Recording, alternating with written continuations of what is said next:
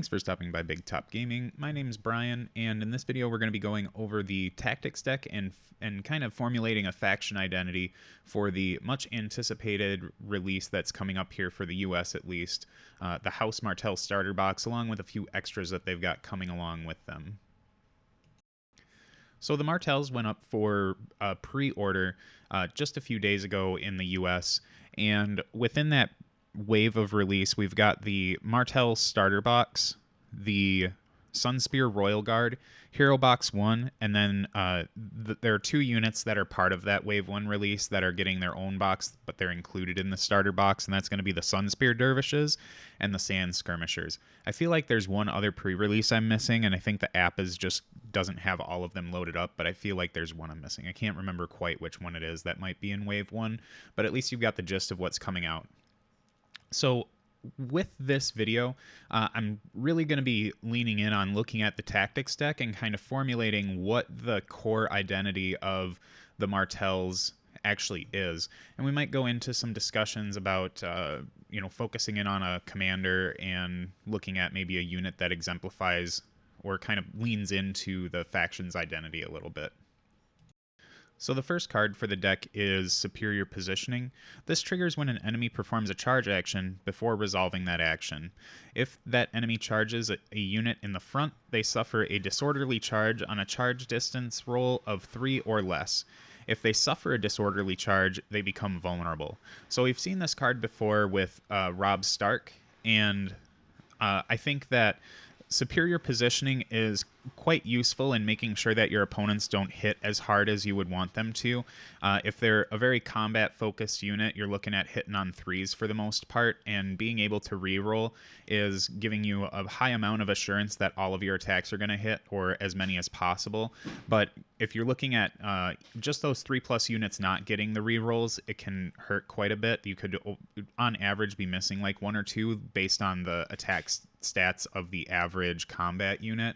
But if you're looking at those 4+ to hit units that are charging in, they really need that reroll to make sure that they're putting as much force forward as they possibly can. And with Superior Positioning, getting those disorderlies on 50% of the results that you could roll for a charge distance is quite devastating. It makes sure that your units kind of stick around a lot longer than they're supposed to. Or, well, what you would think they would going into certain charge situations. Next up, we have Unbowed, Unbent, Unbroken. This triggers when a friendly unit is performing a panic test after rolling dice.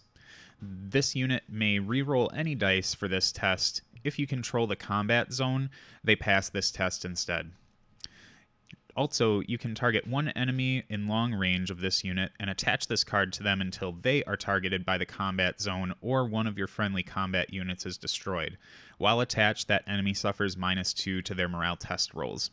So just being able to get access to a reroll on morale tests is pretty nice.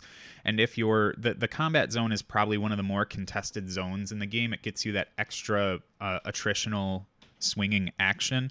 It's something that you don't want to give up to your opponent if you can't. You're always wanting to take that if you've kind of got the top of a turn, except for turn 1, which is, you're planning out for ranged attacks or whatever. But again, the combat zone is probably one of the more contested ones in my opinion. But if you have that, you're just passing that test instead. And I think morale is just that, since the game has I think you could argue one way or the other that the game has gotten a little less lethal, but morale tests or panic-driven damage or damage amplification is a really big deal in the game. And just being able to say, I don't care if you're giving me a -5 morale test, I'm just going to pass it because I have the combat zone, is a really strong thing to say to an opponent who's really leaning into this type of strategy, because they're putting a lot of resources into this type of attritional advantage or damage amplification, and you just have one card that shuts it down. The second part of this card kind of punishes your opponent for going after going after that unit. If you time it right, when your opponent has maybe already taken the combat zone for the turn and you just really need the reroll, you're not too worried about auto passing, you can make sure that you've got the combat zone next turn, and then they're going to have this -2 to morale test rolls. So far, I haven't seen anything within the faction that really messes with morale, but this is just one way that they could probably get that swing on attrition, or not on attrition, but on morale. Next up, we have Reinish Vengeance. This triggers at the start of any turn. You target one enemy combat unit and attach this card to them until the end of the game. When a friendly infantry or cavalry unit is destroyed, you place one order token on this card. While this card has a token, each time this unit attacks, for each attack die roll of a 1, they suffer 1 wound. While this card has a token and the unit's opponent controls the crown, each time this unit is targeted by a tactic zone, before resolving that zone's effect, they suffer 1 wound. So this card has a lot of words on it. It's one of those trigger at the start of any turn type attachment cards, so it's easy to get out of your hand and just put on something for later. But essentially what this card says is you tack it onto one of your opponent's units, and then if one of your units, the Martell player, is destroyed, you can put 1 token on that card. And then while that token's on there, every time that enemy unit rolls an attack roll of 1, they take a wound. And if you've got the crown while this card's on them, every time they get targeted by a tactic zone, they just take a wound. It's a way of just pushing extra wounds for it's punishing your opponent, essentially, especially if you're doing something like having superior positioning being played and they don't get those rerolls. It means whatever ones they hit, they're not going to get the chance to fix those, so they're going to be taking a couple wounds here and there. And then tactic zones are, there's a lot that target units, right? So you're talking about the healing zone. Now you're only getting 2 wounds out of that instead of the full 3. If you want to let that unit make an attack, they have to suffer a wound first. Or if you want them to maneuver, they're taking a wound. So Reinish Vengeance can just kind of be a real annoyance for your opponent if they've, killed one of your units, which in the Martells, it's not really hard to do that, in my opinion. So next up, we have Sand Diplomacy. This triggers at the start of any round. Your opponent chooses 1 tactic zone, then you choose 1 tactic zone. The first time one of those zones is claimed this round, before resolving that zone's effect, the NCU that claimed that zone loses all abilities until the end of the round, and that player's opponent may target 1 combat unit. They become weakened. So this card is pretty intense. I always appreciate things that kind of mess with the tactics board a little bit, because I think oftentimes people just kind of assume that's like the unmessable zone outside of a few cases here and there. But with Sand Diplomacy, you can really target down NCUs that people pay a premium for, that have really strong abilities and that like to go after certain zones. You can kind of shut someone out of that to kind of lessen their impact. Thinking of something like Melisandre, where your opponent's paying a lot of points for her and she likes to take that crown zone.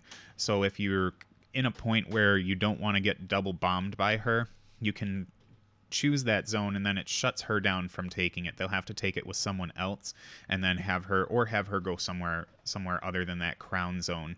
Also, when they take that zone, you're able to weaken something, so they kind of get punished doubly for it.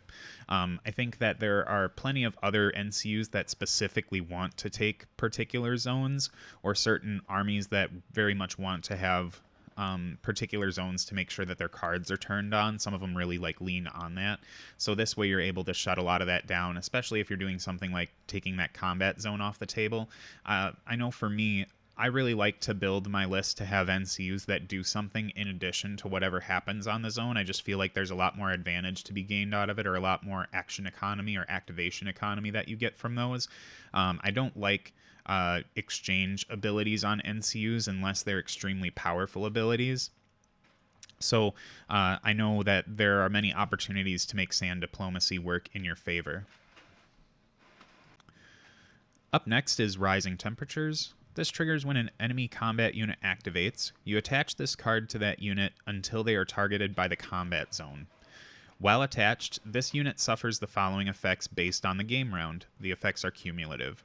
On round 2 or more, the unit can't be targeted by friendly tactics cards. 3 or more, the unit's attacks suffer -1 to hit, and 4 or more, the unit cannot restore wounds. So Rising Temperatures is pretty decent. I know that this is something where you might feel like you want to hold it more towards the end of the game, because you don't want your opponent to be taking that combat zone to shut this card off. But again, if you time it properly, where you do something like your opponent had that top of the turn and takes the combat zone first, say it's turn 2, then you have the opportunity to slap this on them.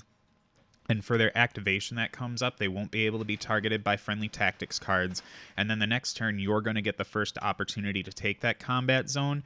And then that unit is going to have -1 to hit. And if your opponent is in this like weird spot where they want to heal them early, on turn 4, they just won't be able to. So I think Rising Temperatures has a lot of potential to really mess with your opponent's plans. They kind of have to work around it. And there are also plenty of other ways to manipulate that, the tactic zone within Martells. Not so much manipulate it, but you can kind of mess with things a tad to make sure that the combat zone becomes a little bit more unattractive. Like, this is another thing where you can kind of take Sand Diplomacy in conjunction with Rising Temperatures and make it so that if they want to take that combat zone, they're going to get punished for it, because they'll get this card off their unit, which is probably extremely valuable to them, but they'll be weakened more likely than not, and the NCU that they use to claim it isn't going to get their abilities for the turn. So I think Rising Temperatures has a lot of interesting play, but you have to get the timing right in order to get your full effect out of it. Next up, we have another familiar card, and this is Cunning Ploy. When a friendly combat unit activates is when this card triggers, and then this unit cannot perform actions this turn. Instead, you target one other friendly combat unit. It performs one maneuver, march, or retreat action.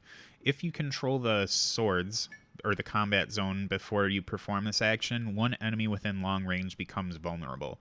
So Cunning Ploy has always been an interesting card. It's really great for trying to get into the flanks on someone, and typically you can use this you can use Cunning Ploy when there's a activation from a unit in your army that's not extremely valuable. I won't say there's no such thing as a non-valuable activation, but if you're just sitting on an objective, just kind of camping out, then there's no real reason for you to kind of shuffle around. You might move your unit to where they just have the tippy toe of their base on that objective to make sure that they're still, like, you know, they're forward, but they're not losing. They're not really like just sitting there doing nothing. So Cunning Ploy allows you to keep that unit on the objective that it's supposed to be on, and then make sure that you have a unit that can maneuver, march, or retreat to get into a better position, so that when their regular activation comes up, they're in a more advantageous place and can do some fun stuff. For our final card in the Tactics deck, we have Dune Tactics. This triggers when an enemy unit is performing a melee attack before rolling attack dice. If the defender has the same or more destroyed ranks as the attacker, this attack rolls its lowest attack die value.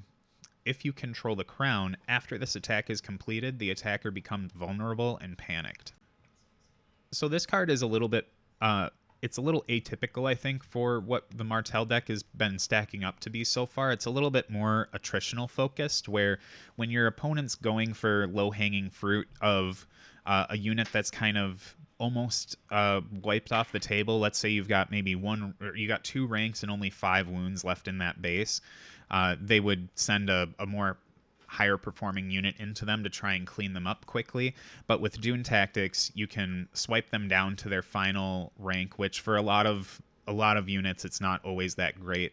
You're unlikely to wipe maybe a 5 or 6 wound unit with your lowest rank possible, and it makes sure that unit sticks around. And then if you end up owning the crown, you can vulnerable and panic them, which I think are probably the 2 more valuable tokens in the game right now, and making sure that you're able to crack armor and put some extra damage in on morale tests if you're able to. So I think Dune Tactics is a really fun late game card. Unfortunately, this is one that you might be holding on to a little bit later, but I think that the Martells have their cards, it seems like it's very easy to churn through them considering the way they're pointed.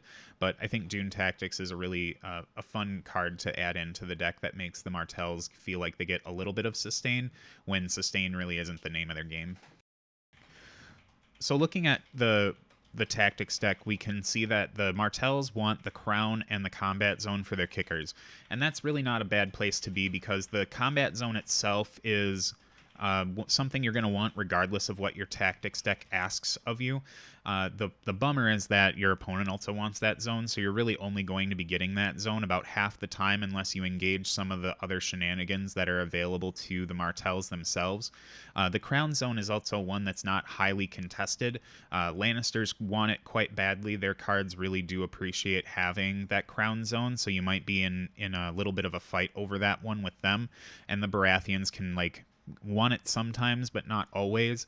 I don't think it's the biggest thing for them to try and chase, but for the most part, you should be able to get the kickers on that crown zone, and there are plenty of cards in here that seem to get quite a bit of an advantage, like being able to Cunning Ploy to vulnerable a unit and set yourself up for a nice position charge is definitely a valuable prospect, so I wouldn't mind chasing after that crown zone if I were a Martell player. But of course, like I said, you're going to get that tactic zone or you're going to be going after the combat zone. So it's more so just trying to thread the needle to figure out when you can grab that combat zone or the crown zone and, kind of pay attention to the rest of the board as you see fit. The other theme of this deck is really manipulation, is what I feel like. The Martell's tactic deck doesn't really do a whole lot to push forward the combat capabilities like we would see with maybe the Starks or Baratheons, or I think those two are probably the more fighty focused armies, and we're not seeing enough movement shenanigans to feel like Stark or like Free Folkish. But we're seeing enough of everything here to where the Martells are manipulating just about every aspect of the game. They've got manipulation of positioning through Cunning Ploy. They've got manipulation of what you can do as an opponent with superior positioning. And they've got manipulation of the tactic zone. So I think that they're really just kind of a tricky faction. And once we take a look at some of their units, I think we'll kind of see that theme carries through there. I think the Martells just really like manipulating the table, which really kind of plays into their overall theme in the game. They've always kind of been more of a using their positions to their advantages and trying to surprise people in ways that they didn't really see coming.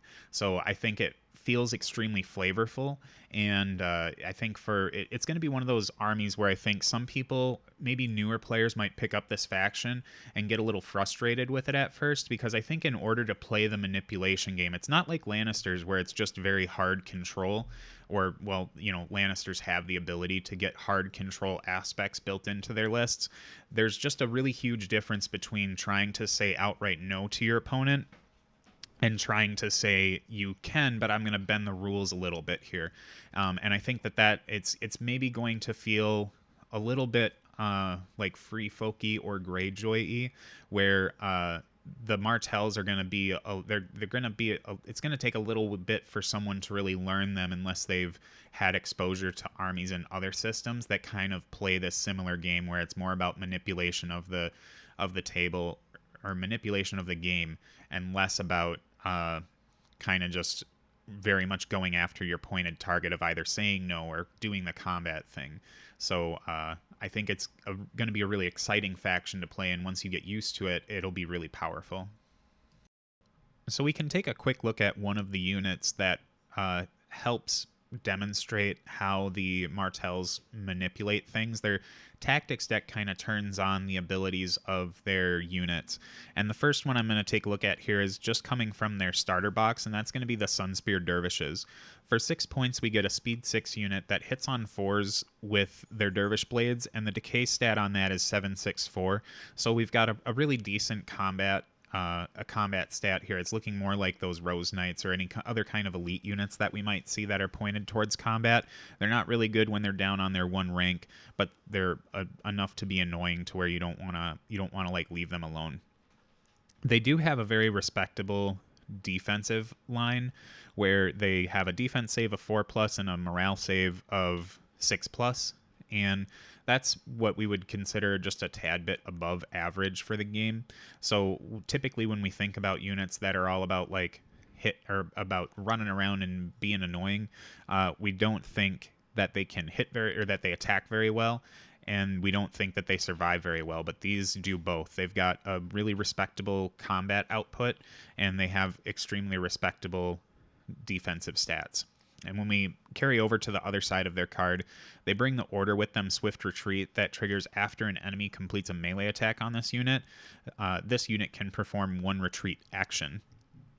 And then I want to skip over to their last ability here, Elusive Escape, because it works well with Swift Retreat, where this unit can reroll any retreat distance dice, and enemies that it disengages from cannot pivot and become weakened. So this is, with these two abilities, you're able to really put your opponent in some weird positions. If they're doing something like taking that combat zone early and smacking the Sunspear Dervishes, hopefully your Sunspear Dervishes had gotten in there first, because they do move quite fast, so you can like early game take the maneuver position on the tactic zone to get them up, and then late game you might have the ability to charge them in on a unit that your opponent's projected forward. And then once they activate, they'll really want to take that combat zone to hit them and shut it off from you, because your cards get elevated by that tactic zone, but they get punished for it with Swift Retreat, because you can just retreat out into their flank because they can't pivot, and they become weakened for it. So when you charge them again on the flank and then they activate again to attack, they're weakened and they've already taken some damage. So I think that the Swift Retreat Elusive Escape combo is always really painful on a unit. It puts your opponent into making some very difficult decisions. And if that weren't enough, for their Dervish Blades, they have precision, and when they attack enemies that have not activated this round, they also gain critical blow. So this kind of plays into that same scenario of opponent takes the combat zone, smacks you, these guys Swift Retreat away, and then they charge the side. Since they haven't activated and they've taken that combat zone to do this, you're getting critical blow on those swings, and 7 dice hitting on 4s re-rolling, you're going to get a lot of opportunities to try and fish for 6s. So I think that the Sunspear Dervishes are just really a punishing unit for 6 points. They do quite a bit, and you wouldn't, in other units we've seen, we don't typically see this kind of like movement manipulation or combat manipulation on a unit that is like, usually they have to sacrifice something. They're either extremely expensive, or their stats, whether they're attacking or defensive, or their offensive or defensive stats, have to suffer somehow in order for this kind of manipulation to occur. And these guys don't really sacrifice anything. They're fast, they throw a lot of dice and hit decent, and they also survive pretty well when they're fighting, and they bring combat abilities on top of that. So I think that this unit really does exemplify what the Martells stand for, is manipulation and putting your opponent into very difficult decisions. And finally, we can just take a quick look at one of the commanders in terms of the cards they bring, just to show how the commanders can kind of lean into a very specific, they kind of point the manipulation of the base tactics deck in a very specific way. And we're going to start that discussion off with Doran Martell, the Lord of Sunspear. So the first card that he brings along is False Agenda. This triggers when an enemy NCU activates. If that NCU claims a zone this turn, after resolving that zone's effect, you may move that NCU to an unclaimed zone.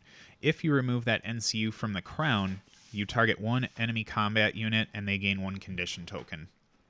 So False Agenda is extremely strong in that you get double duty out of it. You're pulling your opponent off of a zone that they might want. Think of maybe a Lannister player who has a fealty to the crown sitting in their hand, and they really want that crown zone to make sure that they can get the full effect out of that. You pull them off that zone, they don't own it anymore, and you have the opportunity to then take it back on your turn. And, in my example, you're getting that kicker of putting the condition token on someone, so there's some added bonus there.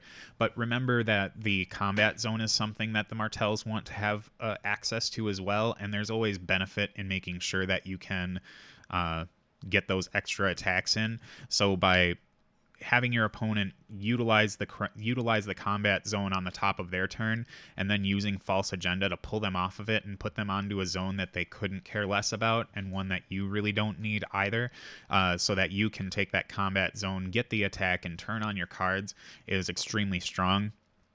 And I think opponents will get quite frustrated as long as you're pulling this card at the right times to make sure that you can get those extra activations on the combat zone that they thought they were going to be able to lock down and take away from you. Next up, he brings Parlay. This triggers when a friendly combat unit activates. That unit cannot perform actions this turn, and you target one enemy in short range. It activates, but does not perform any actions. If this targets Ario Hota's unit, you may have both units restore 2 wounds. So, Parlay it can be an extreme pain in the butt for your opponent.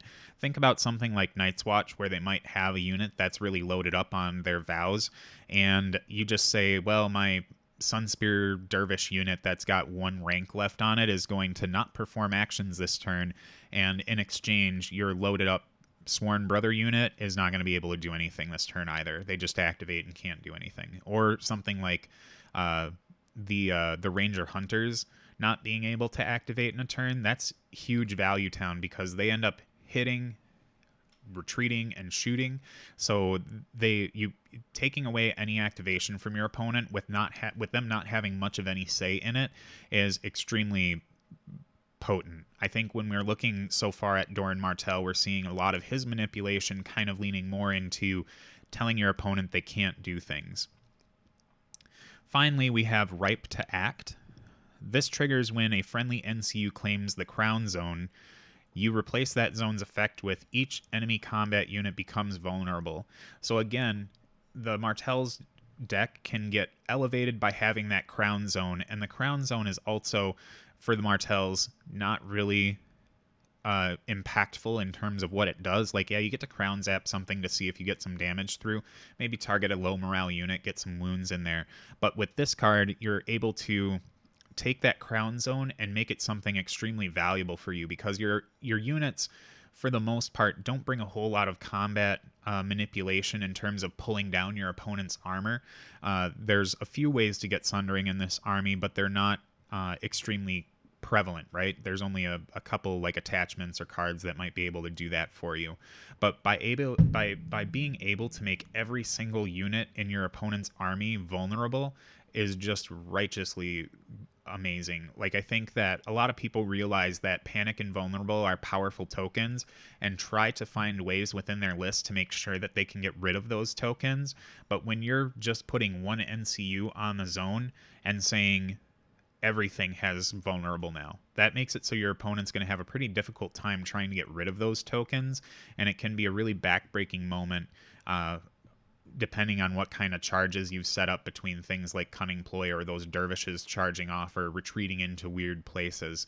So I think this card doesn't really fit with the last statement that I had made, where Doran's about telling your opponent no in a lot of ways with the manipulation. But with this one, it's like he controls the game to a point, or manipulates the game to a point, where he finds the opportunity to go ahead and say everything is in position now to do as much damage as it possibly can. Let's make everything vulnerable, so every single charge and every single activation that I make here is going to hurt my opponent. So I think that it's a good way to kind of tie together that Martell deck and show that they really do like to mess with the table quite a bit. So one of the things I enjoy most about everything Martell so far is that there are very few recycled cards and recycled concepts that are in this army. Even when we take a look at something like the Martell Spearman, it is the Spearman unit, right? Like, everyone seems to have one. And although they do have that classic Spearman type look to them, or the feel to them within their rules, they do bring that shift that comes along with them that puts them into a better support role for the army that I think they really appreciate it. I'm really jazzed about the Martell Spearman. Like, the whole starter box itself is going to be really fun to play. But when we do see things that are recycled, like Superior Position or Cunning Ploy, they feel like they fit there. And like Oberyn has intercept orders. Like all of these things feel a little bit more welcome and comfortable within the Martell canon. And I'm just really excited to see that we've got this faction that brings a lot of freshness to the game, where it feels like some of the releases we've had recently are a little bit more on the samey side, you know, like we're getting some things where it's like Karstark Spearman and the Night Tower Spearman or Shadow Tower Spearman. You know, those things were feeling quite repetitive, so it wasn't like we were getting fresh things in that small window of releases. Now, we've had a lot of different things where we've got like the Golden Company Elephants and the Casterly Rock Honor Guard that have been really different and cool, but the Martells are bringing something completely new to the game, in that we're really, I think what's going to end up happening is if you get squared up against a Martell player who really understands how to play them, you're going to have a really frustrating time, because every single decision you make is somehow going to get punished or has to be executed in a way that you don't want it to be. So I'm really looking forward to this faction, and I'm curious to see what all of you are thinking with them. Who are some of your favorite commanders, or what you'd like to see discussed with them next? I'm just really stoked to get them in my hands and put them on the table.